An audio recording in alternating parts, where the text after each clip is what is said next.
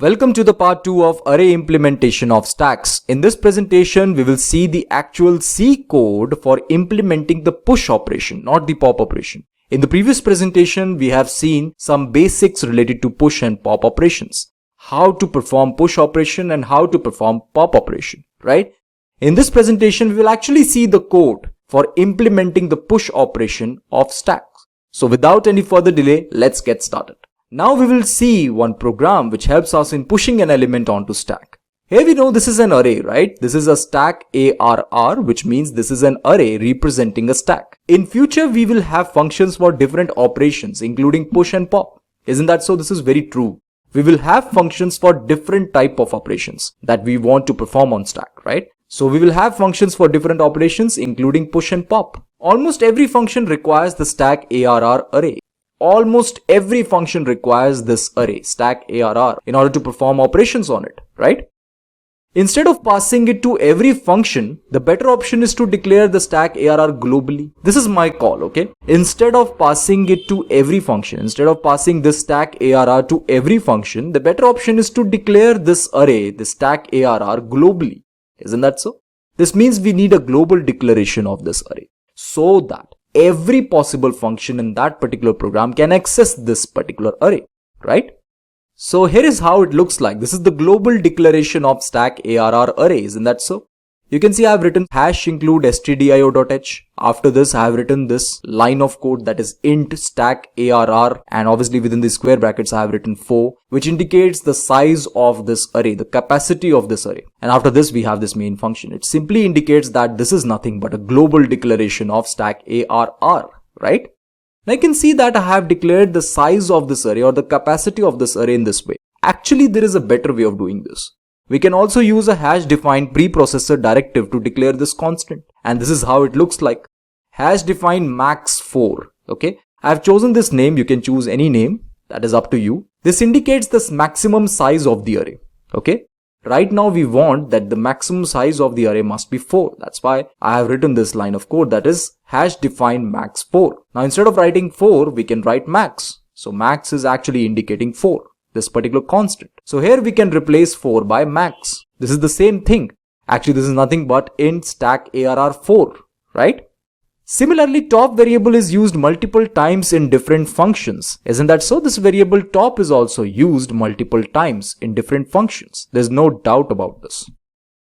Instead of passing it to every function, the better option is to declare the top variable globally, as this top variable will be used multiple times in different functions. Therefore, it is important to declare it globally, right? That means we need a global declaration of this variable. And this is how it looks like. This is the global declaration of variable top, and currently you can see it is holding -1, which indicates that the stack is empty. Currently, the stack is empty, okay? Top equal to -1 indicates that the stack is empty. We are already aware about this, right? Now we are interested in pushing the element 1 onto the stack. Obviously, we are interested in pushing this element. That's why I have written push 1. Okay. This means I have to create a separate function, right? A function which can push an element onto the stack. Recall that pushing an element involves 2 steps. First, increment the variable top by 1. We first have to increment the variable top, right? You can see variable top is holding -1 currently. -1 is not a valid index. It is important that we must increment the variable top by 1. Then after this, we can store the value at the index top. Simple. This is how push function looks like. Currently, it is not holding anything. I have not defined this function. You can see that the return type of this function is void because I don't want to return anything from this push function, right? And here in this push function, you can see in the parameter list, we have just one parameter, that is int data. Obviously, we are passing some value to this function and we need some variable here to store that value. That's why I have written int data over here. So we can see that we have this data variable, and in this data variable, we have this value 1, right? After this, we'll need this line of code that is top equal to top plus 1. That means incrementing the value of top by 1, right? You can see that top is currently holding this value -1. Obviously, you can see the global declaration of this top. This function can access this top variable because this top variable is declared globally, right? There is no need to pass this top to this push function. That's why I've told you it is easier to declare the top variable globally, right? So that every function can access it. So I've declared this variable top over here, And you can see that this push function is actually accessing this variable and it works. Here, I'm incrementing the value of top by 1, which means that this value will get replaced by 0 and everyone can see it, right? After this, we need this line of code to store data in stack ARR top, which means we will store value 1 at index 0. Isn't that so? This is what we are trying to do. Stack ARR top. We know that top is 0, so we can replace this by 0. Stack ARR 0 means this cell. So actually we are trying to store this value in this particular memory cell, right? That's it. This is all what we need. Okay. Let's say we are interested in pushing this element too. In that case, obviously, this variable data will receive this value too. After this, we have this top equal to top plus 1, which means that top will get incremented by 1. And after this, we are using this line of code to put this value inside this memory cell, right? So after this step, 2 will get stored over here. Isn't that simple? I hope the idea is clear to you. After this, we are interested in pushing this element 3. Again, this data variable will receive that value and then we can simply increment the top by 1 and we can store this value in this particular memory cell. Obviously with the help of this line of code, right? And then we are interested in pushing this particular element. Again, data variable will receive this value 4 and after this we can increment the top by 1. Okay, this means that this will get replaced by 3 and after this we'll simply put this value at this particular memory cell. Okay, simple. Now we are interested in pushing this particular element, but wait, the stack is full. You can see that the stack is full. The capacity of the stack is 4, which means that it can hold 4 elements at most. Right now you can see the stack is full. Therefore, we cannot push this element onto the stack. We cannot insert this element onto stack. It is important to check whether the stack is full in the push function.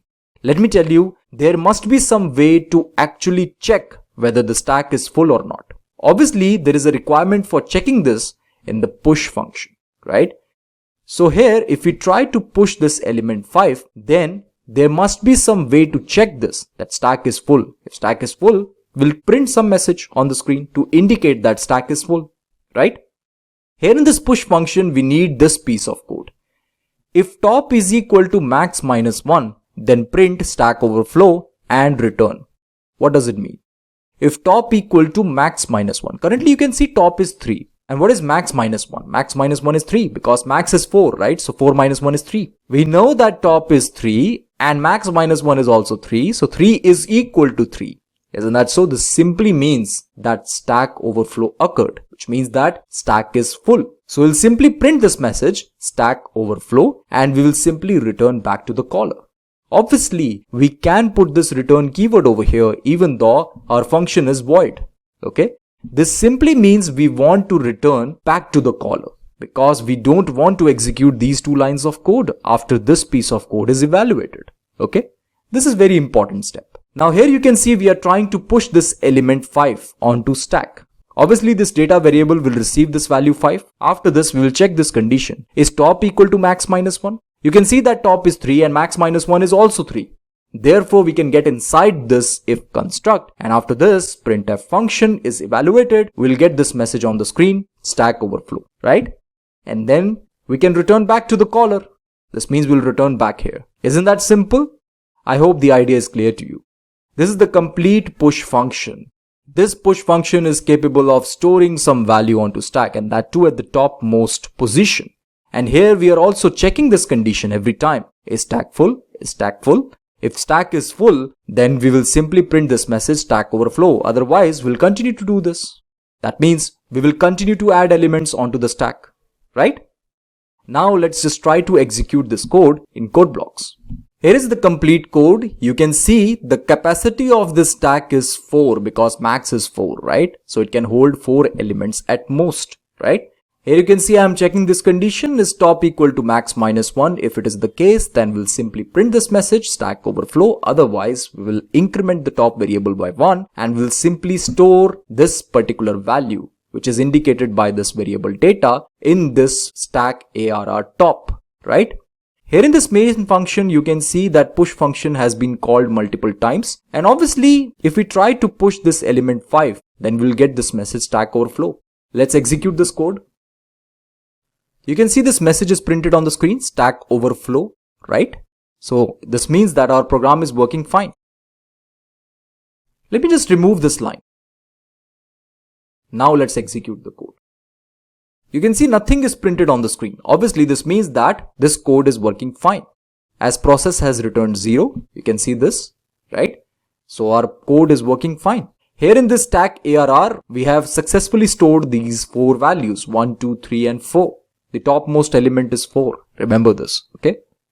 Okay friends, this is it for now. Thank you for watching this presentation.